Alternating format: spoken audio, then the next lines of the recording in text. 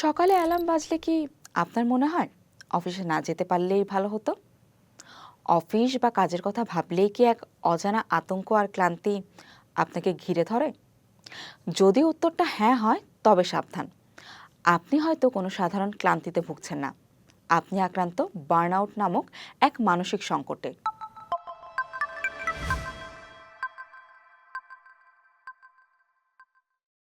আমরা অনেকেই মনে করি একটু ঘুমিয়ে নিলেই এই ক্লান্তি চলে যাবে, কিন্তু বার্নআউট সাধারণ ক্লান্তি নয়। বিশ্ব স্বাস্থ্য সংস্থা একে বলছে অকুপেশনাল ফেনোমেনন বা পেশাগত সিনড্রোম।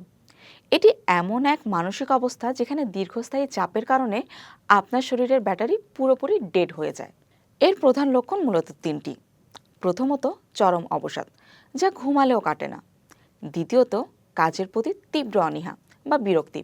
এবং তৃতীয়ত, নিজের যোগ্যতার উপর সন্দেহ। মনে হতে থাকে, আমি কি আসলেই এই কাজের যোগ্য? এছাড়া মেজাজ খিটখিটে থাকা, ছোটখাটো বিষয়ে বিরক্ত থাকা, একাকিত্ব বোধ করাও কিন্তু বার্নআউটের মানসিক লক্ষণ।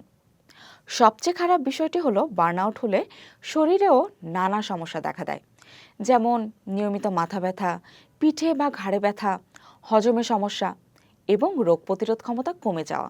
কিন্তু প্রশ্ন হলো, আমাদের জীবন কেন এমন বিষিয়ে ওঠে?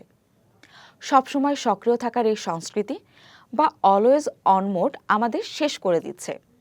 বসের অস্পষ্ট বা অবাস্তব প্রত্যাশা, কাজের কোনো স্বীকৃতি না পাওয়া, আর সবকিছু নিখুঁত করার এক অদ্ভুত নেশার পিছে ছুটে ঘুম বা বিশ্রামকে অবহেলা করা আমাদের ঠেলে দিচ্ছে এই অন্ধকারের দিকে। আমরা ভুলে যাই যে আমরা মানুষ, কোনো রোবট নই। যখন আপনি বিশ্রামকে বিলাসিতা মনে করতে শুরু করেন, ঠিক তখনই বার্নআউট আপনার দরজায় কড়া নাড়ে। তাহলে উপায় কি? এই অন্তহীন দৌড় থেকে কি মুক্তি নেই? অবশ্যই আছে। সবচেয়ে আগে শিখতে হবে নিজের মানসিক স্বাস্থ্যের যত্ন নেওয়া। নিজের জন্য না বলা শিখতে হবে। আপনার ক্ষমতার বাইরে কোনো দায়িত্ব নিজের কাঁধে তুলে নেবেন না। একটা নির্দিষ্ট সময়ের পর ল্যাপটপ আর স্মার্টফোন বন্ধ রাখুন। একে বলে ডিজিটাল ডিটক্স। মনে রাখবেন, পৃথিবী আপনার কাজ ছাড়া থেমে থাকবে না, কিন্তু আপনি ভেঙে পড়লে আপনার পৃথিবীটা ঠিকই থেমে যাবে। নিজের শখের কাজগুলোতে সময় দিন।